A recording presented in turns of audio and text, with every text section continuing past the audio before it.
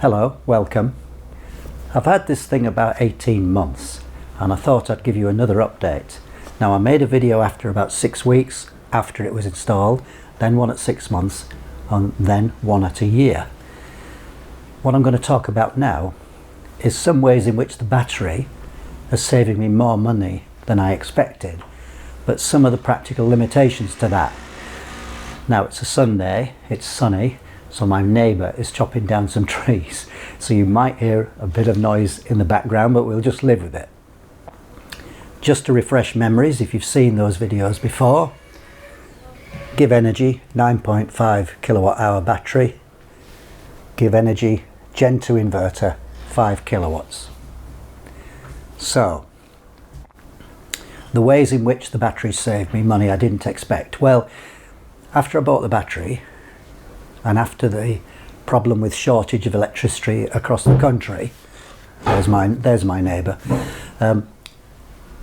the National Grid in the UK introduced something called the Demand Flexibility Scheme. You're probably aware of it, and at certain times they would pay extra if we would discharge our batteries to help the National Grid.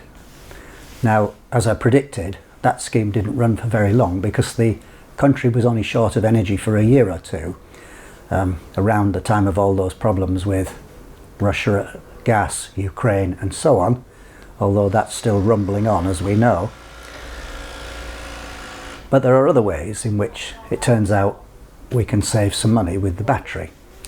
So Give Energy, when I joined the Demand Flexibility Scheme, I joined something called the Give Back Scheme, which was Give Energy's product to save through the Demand Flexibility Scheme, and they extended that and I signed up so that they could use my battery to get energy anytime they wanted. Now there were a few experiments with that, but it never turned into anything much, so it's there and it might give me a few coppers when that scheme's running, and it probably run more in the winter.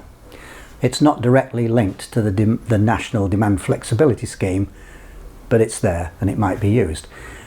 But a new thing that's come along, which has just triggered this video really, and that is that Octopus, my energy retailer, has come up with a scheme where when they can get surplus energy, so for example if there's a lot of wind or there's a lot of sun from solar, the grid can actually have surplus energy.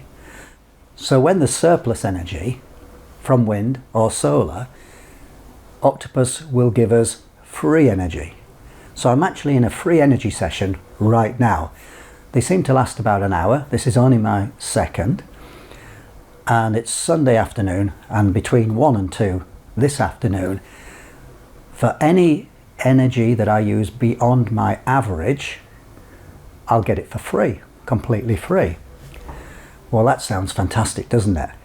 Now you need to use enough energy to make that worthwhile, otherwise, you know, you're messing about for just a gain of a few pennies. It's not worth it. So the way in which I've decided to use that free energy is to charge the battery. Now we get into the practical things. So to charge the battery, it's got to have some space in it, so it has to be discharged. Now at this time of year, with the sun out, it's pretty much charged all the time. So I've scheduled a discharge an hour or so ago to try and get some capacity spare in the battery, so that when I get my free energy, I can manually turn on the app to start charging the battery. Now, practical things. How much is that going to save me? Well, it's daytime, but I'm not actually saving on the daytime rate, because normally I'd charge my battery at night, and at the moment that's 11p per kilowatt hour. So by getting the energy for free, I'm actually only saving 11p per kilowatt hour, so not as much as the daytime rate. And the other thing is that if the sun is charging the battery because I've drained it, how much did I get for draining it? Well, 15p per kilowatt hour is my flat export rate. And instead of the sun exporting, the energy generated from the sun, from solar exporting, of course, it could be charging the battery. Am I getting this right? So although earlier in the day I'm exporting from the battery at 15p per kilowatt hour, I'm actually losing what I would have got from the solar exporting at 15p per kilowatt hour because it's charging the battery. So you've got to be careful that you're not just moving time periods around for no actual gain. So you can see this is getting quite complicated to think about. Normally speaking, I would charge my battery at night, top it up at 11p per kilowatt hour cost to me, and then if it's full in the morning, immediately the sun comes up. If I'm not using it in the house, which I'm mostly not, that power's been exported and we're getting paid 15p per kilowatt hour.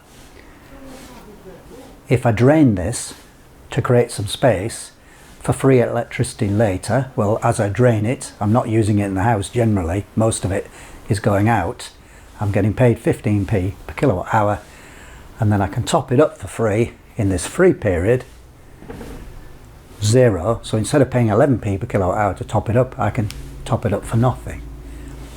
Yeah, okay. So it's manual at the moment. Later on, I hope they'll automate it. And it means that the battery could save us quite a bit more than we expected. Now, the solar panels are by far the most efficient in terms of investment and payback. Oh, my son is just walking by. Hello, son. Hello. I'm just making a video. Okay, I'll leave you to it. All right, see you in a minute. Right, if it isn't neighbours, it's children. Anyway, right, okay. So you get the idea. That's all I'm saying. You get the idea. This video is wandering a bit, but never mind. We'll stick with it. So, story sounds great, doesn't it? Now let's get into some practical things.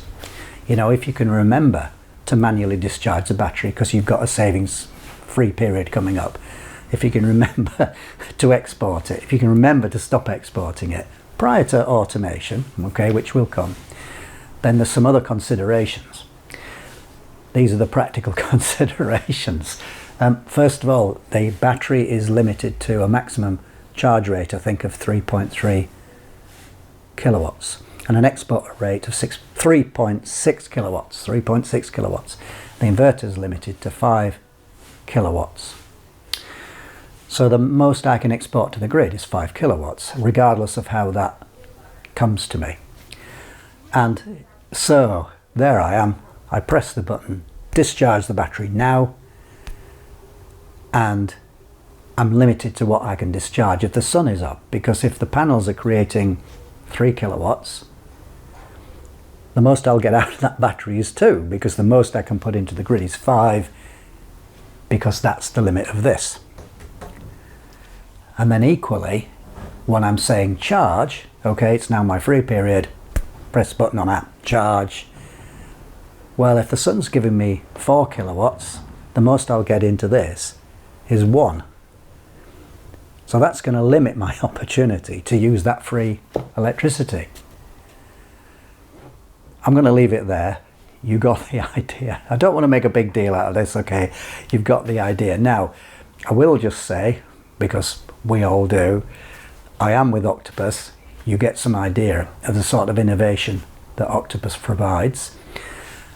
Some of the other energy retailers are beginning to bring out innovative tariffs, but at the moment Octopus is probably about the best. And I've put in a code for the referral scheme for Octopus. If you choose to use it, I'll get £50 and you'll get £50. So that's a win-win. I always say, if you've got some friends, give it to them. But if you haven't got any friends, maybe you'll give it to me. Thanks for watching.